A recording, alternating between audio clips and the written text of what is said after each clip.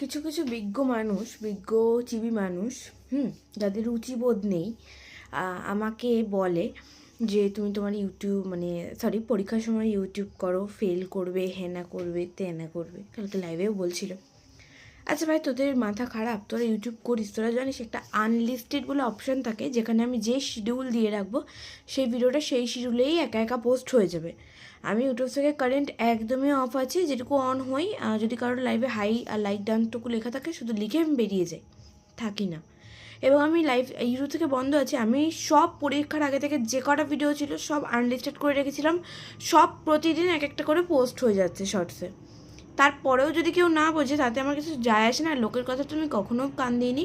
আর যারা যারা আমার আশীর্বাদ করছে তাদের সকলকে থ্যাংক ইউ, আর অনেক অনেক অনেক ভালোবাসা। এখন অবধি পরীক্ষা খুব ভালো হয়েছে, সোমবার কী হবে জানি না। Thank you so much for watching, love you, thank you so much for more support, love and care, tata.